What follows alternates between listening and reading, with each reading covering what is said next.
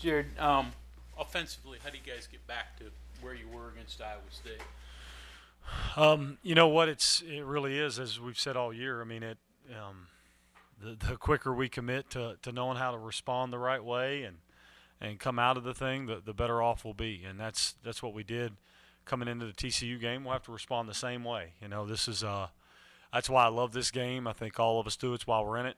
It is the quickest way to bring out what you're going to be about when things go the wrong way. And it's just you talk about life in a matter of 3 to 4 months, you know, and when you live out a football season and go through the ebbs and flows. So we'll respond the right way. We believe in our guys the same way we do, believe in our staff the same way we did. It's just a commitment to a response that we'll all be proud of years after this is over. And Uzike Udama. Is that a name you write on the grease board and underline what he's done? Yeah, it's very easy to see as soon as you flip it on. Talking about the film, of course, and so he deserves and demands everybody's respect and attention in order for us to have success in this game. There is no question. How do you scheme up pass protection when you're having issues protecting? Again, a complicated answer. You know, there's a lot of different ways of doing it. Probably wouldn't detail those, so we don't give that all away. But you know, there's several different ways. You know, looking at where it is on the field, whether it's boundary or field, matchups, how you use backs, tight ends, and all the above in protection. There's all kinds of ways to go in it to try to help it. Chips and all those things that we did try. Sometimes it just doesn't go the way you want it to. But you've got to have a good plan. You've got to continue to reevaluate that plan to make sure we do what we can to put our guys in a good place to be able to have the most success we can. They play a lot of their 2D throughout the game. They roll guys in. Curious if that does that do anything to you about maybe you have to go deeper just to make sure you can match fresh with fresh? Are you especially aware of who's in the field and when in case you have ideas? Is there any type of dynamic you take into account there? Yeah, they do. They rotate a bunch of guys, especially defensive line. It allows them to stay fresh. I think you look at it, and 91, as you'd stated, has probably played a little bit less plays in the last 3 games, but been highly productive. So keeping him fresh and the way they rotate has probably helped them a lot. So we've got to be aware when they rotate and when they don't, and those things. Be aware who's on the field at all times. I don't know if it affects us as much. You know, up front we really don't rotate that way with our fronts, but we'll trade personnels and match things as we go through the game too. Just the response that you were talking about earlier, how much, with a game like Saturday, do you try to emphasize to the guys like wipe it clean, like we know who we are, let's move it forward? How much are you looking back and emphasizing what went wrong, that sort of thing? Yeah, I mean, of course you have to look at it and evaluate it and make sure we all be better. But there is a penalty of looking back too long. You know what I mean? To answer your question, I would say that we have to reflect back and know what we got to fix, but don't let it affect who we are.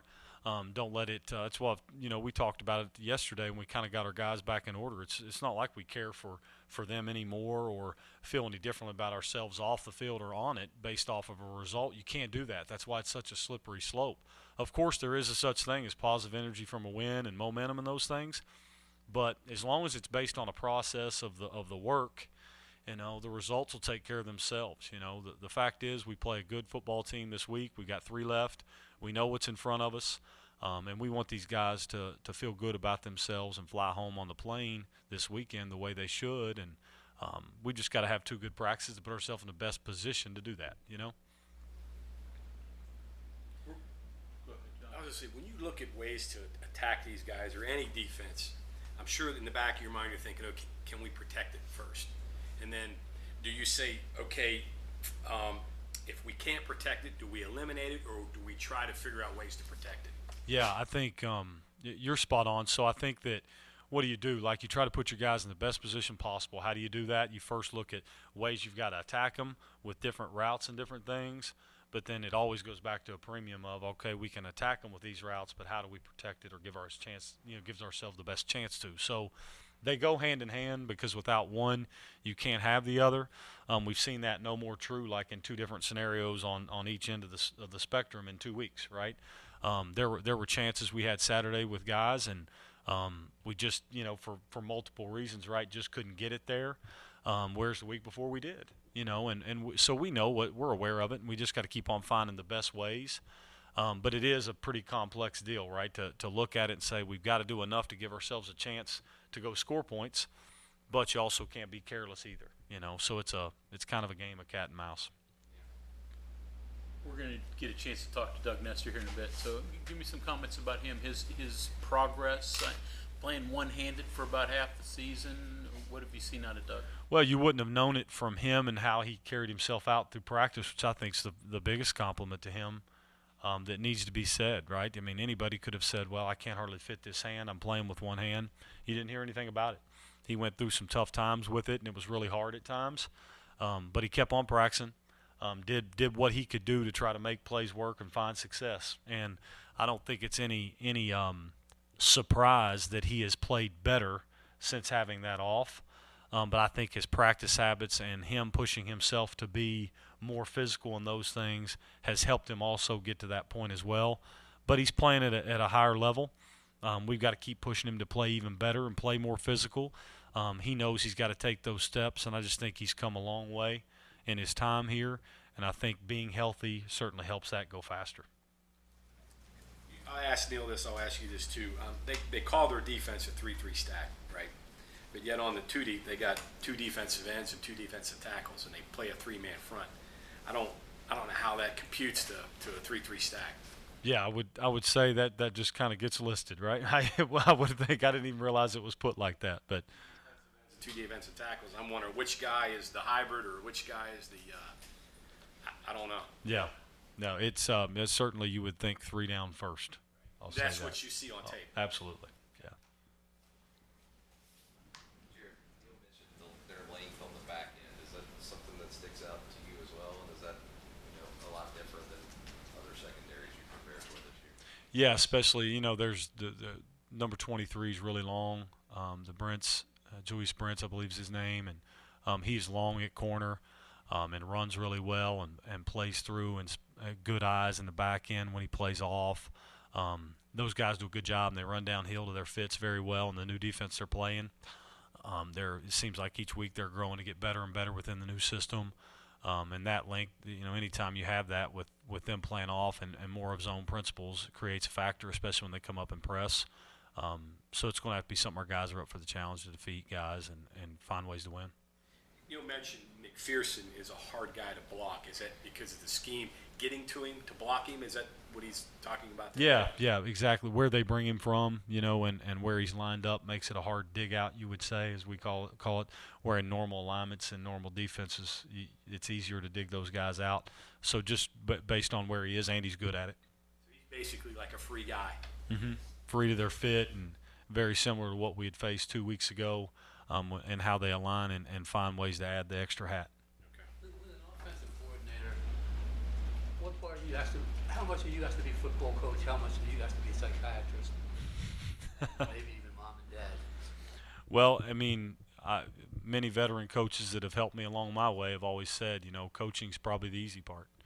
And I wouldn't call it easy, but you know what? It's like anything. When you're involved in a family, where you're around each other as much as we are, there's always going to be things to manage and deal with, because if there wasn't, there wouldn't be any care, concern, or emotion for each other. So it certainly is. It's our jobs, and as you create great leadership, it's the player's job to make sure we all kind of get back to that neutral place where we enjoy what we're doing, create some positive energy, and coach and play the game the way it was supposed to be played with enjoyment. So it is a daily challenge, but that's what's beautiful about it. If we all showed up and were robotic in our approach and nobody had the human element, what in the world would we be doing? I think we learned that through COVID. The power of people is, to me, one of the best things about this life, and sure as hell is in football. And I try to create that in our rooms, although sometimes we have our conflicts and fun with it. The guys, they make it fun to make sure we can find balance in our lives and detach them from the things they have to carry as young men in this life. And they're carrying a lot of things that they have to get done throughout the day and manage. I admire what they do, and admire what our staff does, quite frankly. And the fun part is to try to piece that all together, because it always works better when you've got great morale and people get along. That's just the way it is better. Does that make you a better father, or does being a father make you a better coach? I would say both. It's a challenge sometimes as coaches. We've talked about this before. The challenge is to separate the two. Sometimes you can fix things at work a whole lot different than with my 3 daughters and 3-year-old son. So I think that it's a much different. So sometimes you may get those crossed up, and you can't use the same tactics at home. But it's a fun ride. I think both feed each other. How much of what happened Saturday was them and what they did, and how much was what you guys weren't able to do? Well, I mean, a lot of it was certainly them. They do a great job. We knew we had our hands full. We knew how good they were. They've done it to a lot of people.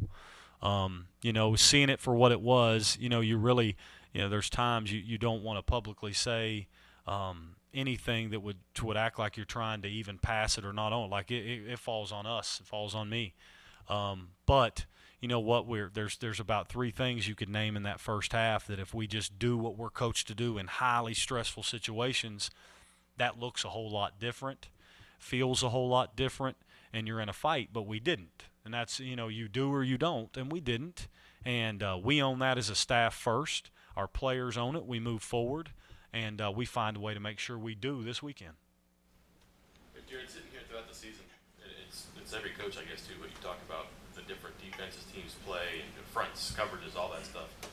How hard is it just for an offense to do what it does? Because you can't run the template out there if everything on the other side is different. And do you think the opposite is true? Can an offense make defenses adjust just because it's what they do?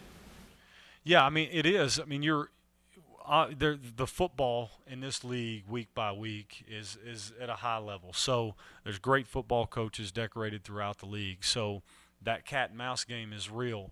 I think as you watch it, it's kind of one of the things you learn and continue to grow to really appreciate and respect about defensive coordinators in the league, and you certainly hope on our end we do the same of them. But you can see the game being played.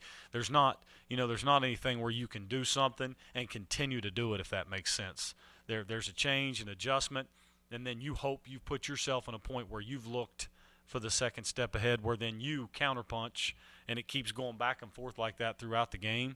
Those are at its best for offenses or for us when we continue to counterpunch, and sometimes we've got to do a better job having our counterpunches ready, or sometimes they do a great job of being ahead of you. So it's a game of cat and mouse, and you've got to think that way. You've got to have stuff ready for what you think, and then adjust. I was going to say, if I may, punches so-so last week. The counter punches, was that maybe the bigger problem? Is that they did what they did, you anticipated that, and the plan B or whatever just wasn't effective? Yeah, at the end of the day, like there were some matchups that we lost.